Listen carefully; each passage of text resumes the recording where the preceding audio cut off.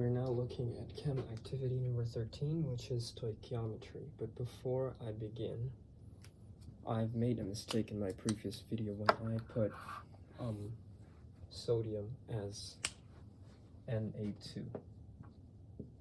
That's not how you should be writing solid sodium. Solid sodium, it's a metal, so it should exist as Na. So in my previous video, I put the reaction was, what was that? Was H2O vapor plus, I said Na2, right? Wait, was that what I did? Can't even remember. But I think I put Na2 in there instead of Na, right? So it should have been 2 Na. Yeah, it's not supposed to be Na2. But anyways, so yeah, we're working now on Chem activity number 13, stoichiometry. So this is where we did like that cookies ratio of flour to butter, whatever, and then from that setting we took it to the chemistry setting, and that's all this chem activity was about.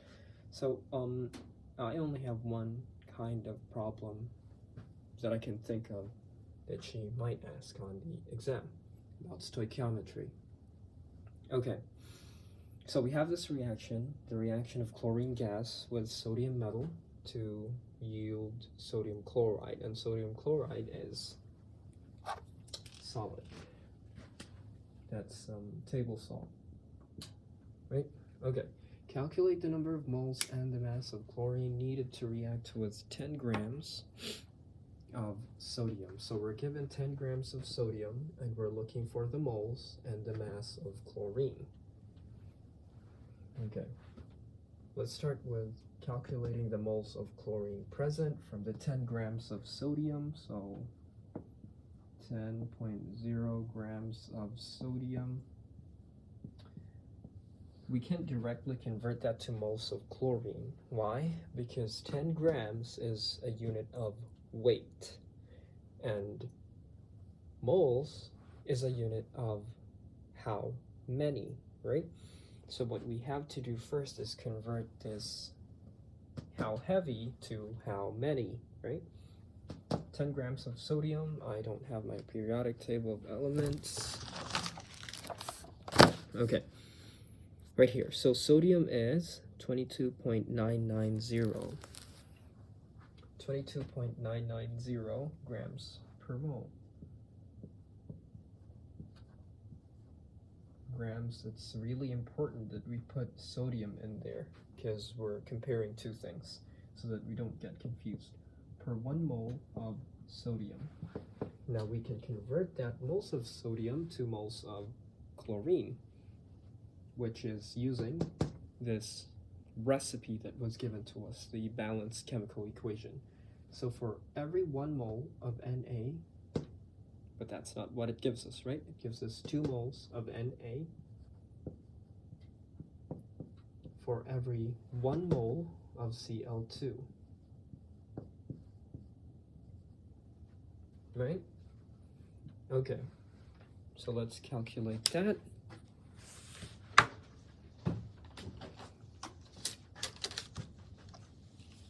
So I'm going to set up that reaction, 10 grams of sodium times 1 divided by 22.990, right? Times 1, it's just a number by itself.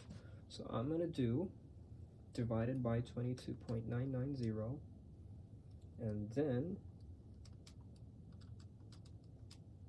multiplied by 1, it's the same thing again, but divided by 2. Then divide that by 2, and this is the answer that I get. 0.2174856588634. We're only given 3 sig figs right here. So what I'll put is, let's see how the units cancel out, by the way. Grams of sodium cancels this, grams of sodium, moles of Na cancels moles of Na, and now we're left with moles of Cl2. Right, so that would be 0.217. Okay, moles of Cl2. So we got the moles. Now let's convert this to mass of chlorine.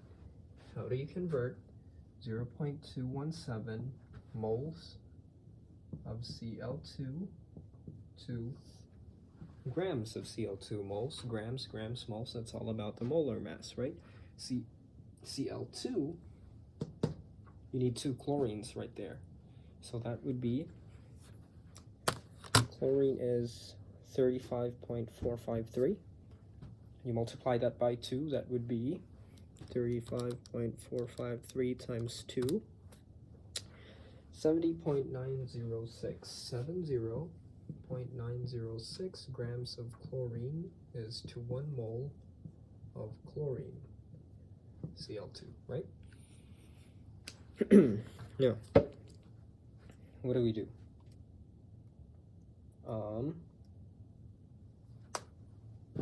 Take 0.217 and multiply that by 70.906, but you'll get a much more precise answer if you just take this whole number right here, the unrounded number, right?